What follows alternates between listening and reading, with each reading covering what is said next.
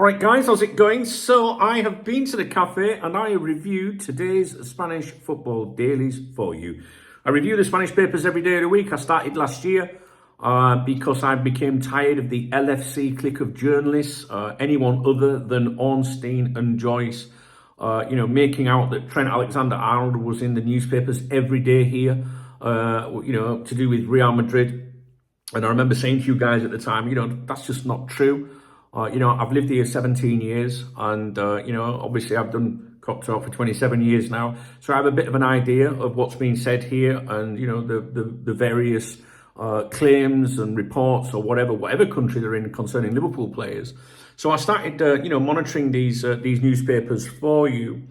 And, I review them every day just to give you an idea of what is and what isn't being said.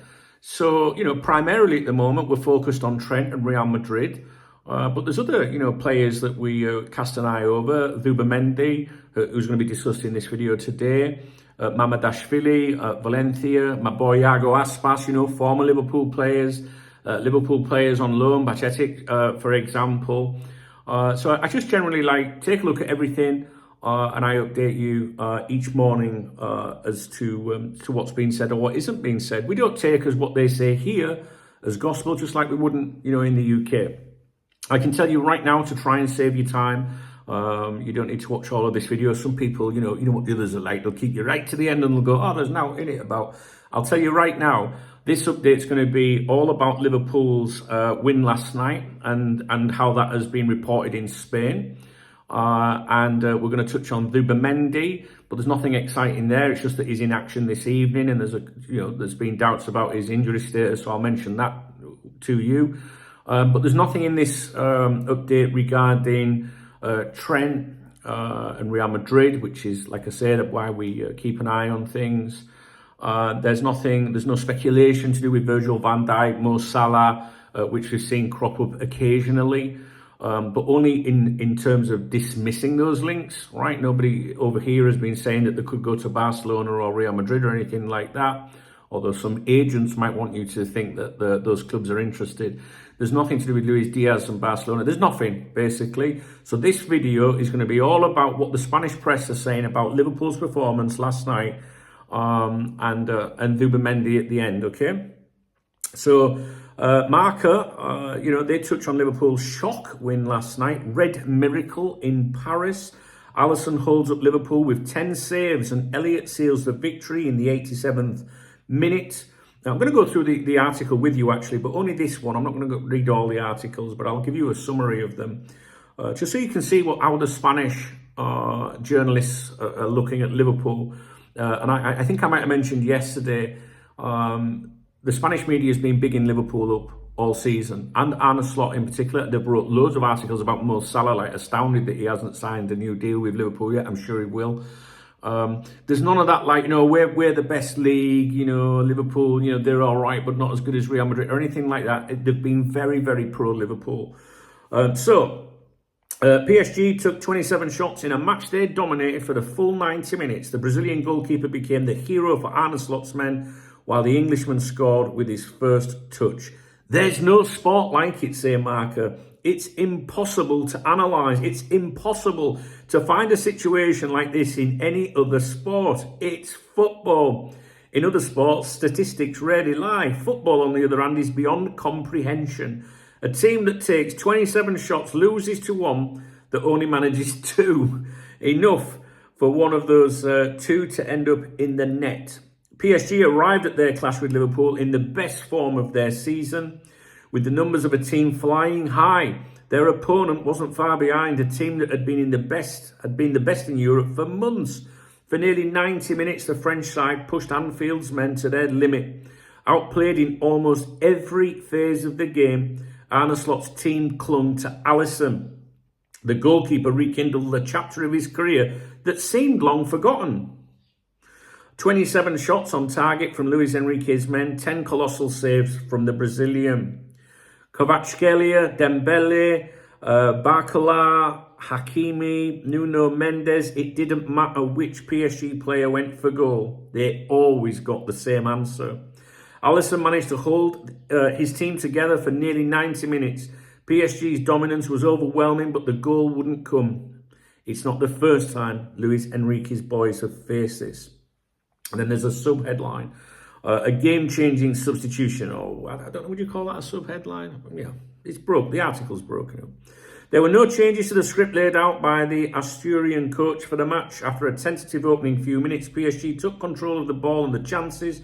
One by one, they racked up goal-scoring opportunities, reaching the 27 shots already mentioned. There was no way through. Alisson at times, the defence at others, and poor finishing in the rest kept the Parisians at zero.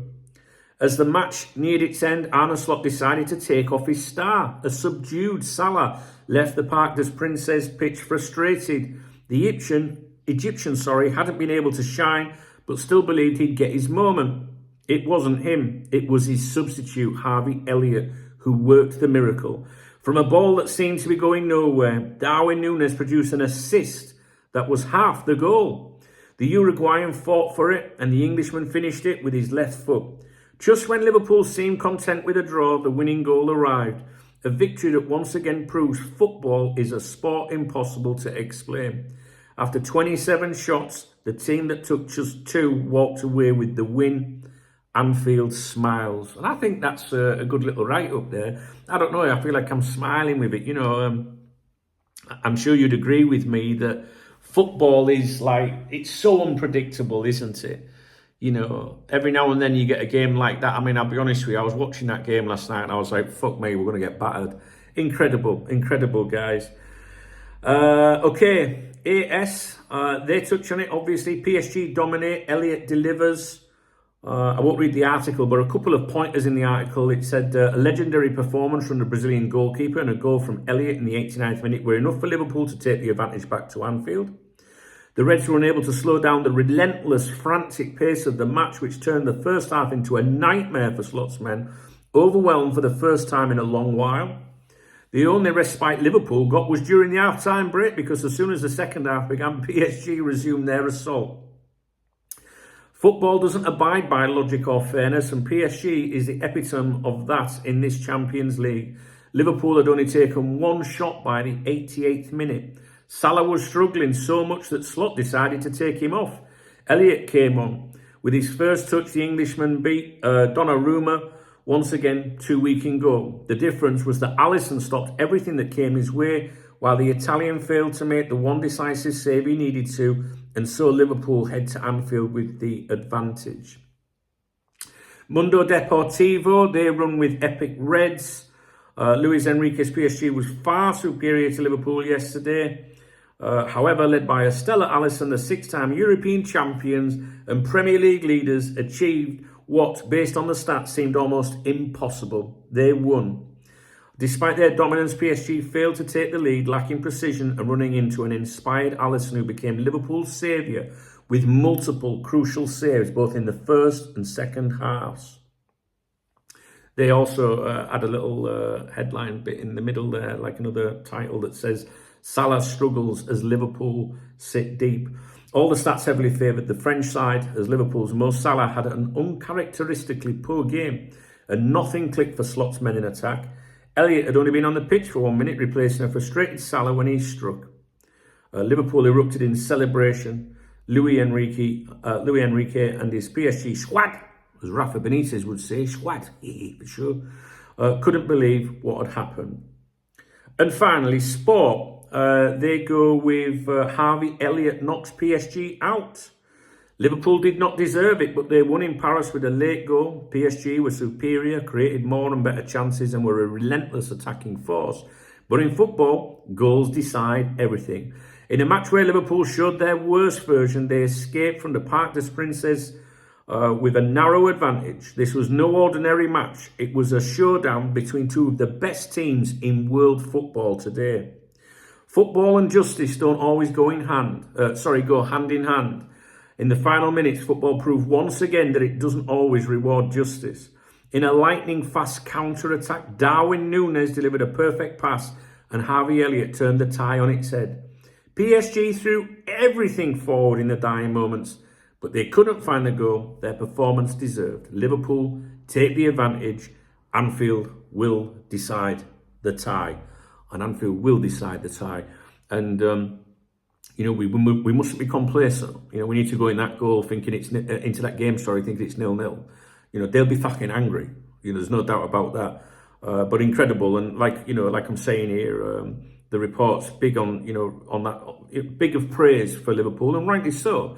I mean, they're saying there, obviously Liverpool was shite, throughout the game. So maybe it's wrong to say they're full of praise for Liverpool. But over the season, there have been. But they certainly, give a lot of coverage to that game last night, because it was truly like fucking stunning, wasn't it? It wasn't from our point of view, I'm sure you were sat watching it like me, like, well, like this, you know what I mean? Like, what the fuck? But that goal, man, anyway, football is like, it'd be the death of me. Anyway, that's that. I won't waffle on any more about that. We already know what happened last night. But I wanted to give you the Spanish angle on it, because I know some of you are interested. Now, looking to tonight, Real Sociedad host Manchester United in the Europa League. So I want to touch on Martin Zubimendi, really, because I know some of you are interested, on what's going to happen with his career. I am interested. It says here, Martin Zubimendi is expected to play. These are my notes. What have I put? Martin Zubimendi is expected to play, despite my suspicions being confirmed earlier in the week that he does have some kind of niggling problem. It was reported here earlier in the week that he was sent for a scan, after reporting discomfort. But despite this, Mark, believe he will be available tonight, although earlier in the week, the media had suggested he would face a late fitness test for this game tonight, which could even be just before the game gets underway, literally at the last minute, like when they've got to declare or announce, confirm the teams. If you follow my daily updates regarding this, when I've touched on Zubimendi, I've said for months, the last couple of months, I suggested that maybe he's struggling a little. Obviously, he's played the most outfield for a outfield player. He's played the most minutes for Real Sociedad. He's 1 minute there's an injury scare, but then he plays again a couple of days later. So I thought he was struggling a bit, and not just with fatigue, but maybe a niggling problem. And like I say, earlier this week, he did go and get a scan. But Mark are right that they think he's going to be available. Real Sociedad face this very important match with Martin Zubimendi finally fit to play after being a doubt due to muscle discomfort, that we will see whether he feels it or not. In other words, let's see how he does. AS also suggests keeping an eye on Zubimendi tonight. They also mention a couple of other players who may not be 100%, so they're not just singling him out.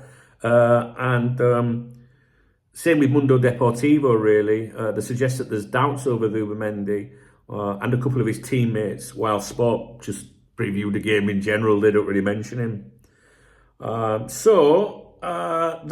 think that's your lot for today. So nothing really to do with, any Liverpool players, speculation surrounding the futures. Well, there is nothing. But I'll keep on checking these for you. No news is good news, as they say. I'll leave you with it. All right. So don't forget, my morning briefings are on my other YouTube channel now. All right. youtube.com/Duncan Oldham. The link should be in the video description. It's probably a sticky comment underneath this video as well. I'm just putting those over there because it frees up one of the notifications. YouTube only sends out 3 notifications in 24 hours. And I don't want to waste the notifications in the morning with important video content, that you might want to see. So it's on my other YouTube channel. Usual, just me and Remy, and we're talking about the schedule for the day ahead. And Liverpool comes into it. Of course it does. That's what it's all about. So if you want to continue watching my morning briefings, you must pop across to my other YouTube channel and subscribe to that. All right, guys.